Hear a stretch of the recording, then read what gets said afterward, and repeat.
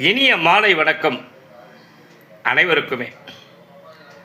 இந்த மாலை பொழுதிலிருந்து இனிமே இந்த புலிவரது டாக்கிஸ்லேருந்து ஓஷோவோ ரமணரோ புத்தரோ ஞானம் சம்பந்தமான பதிவுகள் என்னிடமிருந்து வராது. அது ஒரு சங்கல்பமாக எடுத்திருக்கிறேன். ஏன்னா எல்லாத்தையும் கொட்டிட்டேன்.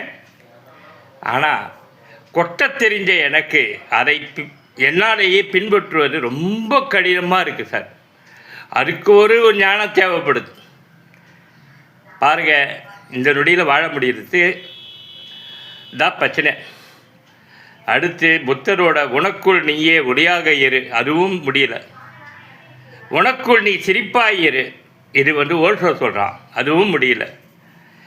அடுத்து அதே ஓஷோவே சொல்கிறான், வாழ்க்கையை திட்டமிடாதடா, திட்டமிட்டு பயணிக்கும் போது திட்டமிடாத சம்பவங்கள்லாம் தருண்டா, ஏன்டா திட்டம் போடுறேங்கிறான். அதுவும் கடைபிடிக்க முடியல. ரொம்ப கடினங்க ஆன்மீகம்.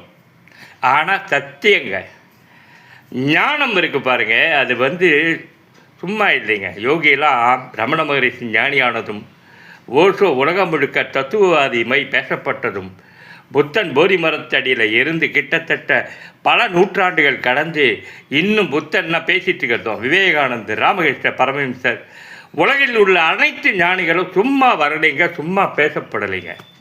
அது ஒரு மாபெரும் கடும் தவங்க. தவம்ன்றதை தாண்டி பெரிய மெச்சூரிட்டிங்க.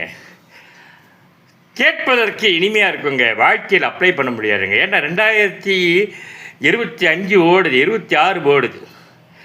எங்கே பார்த்தாலும் திரும்புகிற பக்கம் எல்லாம் ஃப்ராட். ஒரு ஆஸ்பத்திரி போனீங்கன்னா பகல் கொள்ள ஒரு சாதாரண எந்த ஒரு ட்ரீட்மெண்ட் போனீங்கன்னா 2000 ரூபாய் 3000 ரூபாய் வந்தாண்டா சேகரு, மாட்டினாண்டா ஒரு சேகருன்ட்டு ஒருத்தனை வச்சு எவ்வளோ திட்டி அவனை வெளியில் அனுப்ப முடியும்னு யோசிக்கிற ஆஸ்பத்திரிகள். எந்த துறையாக இருக்கட்டும் சரி சார், நான் ஆஸ்பத்திரியை மட்டும் சுட்டி காட்டுறேன். எங்கே திரும்ப காய்கறி கடையிலேருந்து ஆரம்பித்து, மளிகை கடையிலேருந்து ஆரம்பித்து, திரும்பின பக்கம் எல்லாம் பணப்பேய்கள். ஆனால் பணம் இல்லாமல் நம்மளால் வாழ முடியாது. இந்த பேய்கள் நடுவில் நம்ம உடண்டு போகணும். ஆக இந்த பேய்கள் நடுவில் நாமளும் பேயாக இருந்தால் தானே முடியணும். யோசிச்சு பாருங்க. எனக்கு இப்போ இருக்கிற ஞானத்தை பேசிகிட்டு இருக்கேன், நீங்கள் ஒன்றே நினைக்காதீங்க.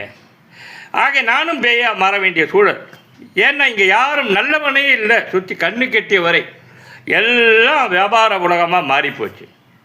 அதனால் முதல்ல சத்தியத்தை கடைப்பிடிக்க ஜெயிச்சுட்டு வந்தால் கூட இனிமேல் ஞானத்தை பற்றி பேச மாட்டேன். சினிமா செய்திகள் வரும். அன்புடன் உங்கள் புலிவரது விஜயகுமார்.